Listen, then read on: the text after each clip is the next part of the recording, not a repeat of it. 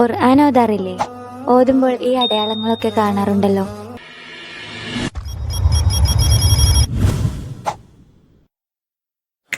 കഴിഞ്ഞ വീഡിയോയിൽ ഖുർആന്റെ കുറച്ച് അടയാളങ്ങളെ കുറിച്ച് പരിചയപ്പെട്ടിട്ടുണ്ടായിരുന്നു.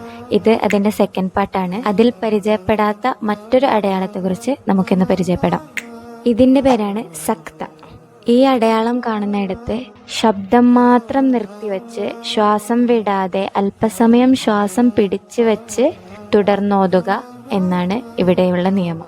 ഈ അടയാളം പെട്ടെന്ന് ആർക്കും അങ്ങനെ മനസ്സിലാവാത്തൊരു അടയാളമാണ്. അതുകൊണ്ടാണ് ഇത് സെക്കൻഡ് പാർട്ടിലേക്ക് മാറ്റിവെച്ച് ചെയ്തത്. അതുകൊണ്ട് ശ്രദ്ധിച്ച് കേൾക്കുക. അതായത് സീൻ കാണുന്നയിടത്ത് സ്റ്റോപ്പ് ചെയ്യുക. ആ നിർത്തുമ്പോൾ ഉണ്ടായ ശ്വാസം തന്നെ അവിടെ പിടിച്ചു വെച്ച് ശബ്ദം മാത്രം അല്പസമയം നിർത്തിവെക്കുക. ശബ്ദം നിർത്തുമ്പോൾ യാതൊരു കാരണവശാലും ശ്വാസം എടുക്കാൻ പാടില്ല. ശേഷം തുടർന്നോതുക. പുതിയൊരു ശ്വാസം എടുക്കാതെ തന്നെ അതേ ശ്വാസത്തിൽ തുടർന്നോതണം എന്നാണ് ഇവിടെയുള്ള നിയമം.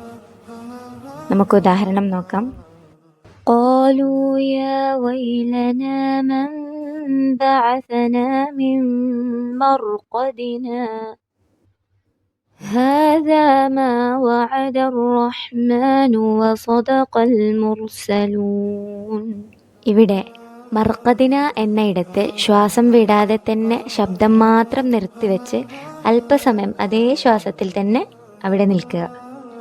ശേഷം അതേ ശ്വാസത്തിൽ തന്നെ ഹാദാ മാ വഅദർ റഹ്മാനു എന്ന് തുടർന്നോതുക. മനസ്സിലായില്ലേ? ഈ വീഡിയോ ഉപകാരപ്രദമായെങ്കിൽ ഷെയർ ചെയ്യുക.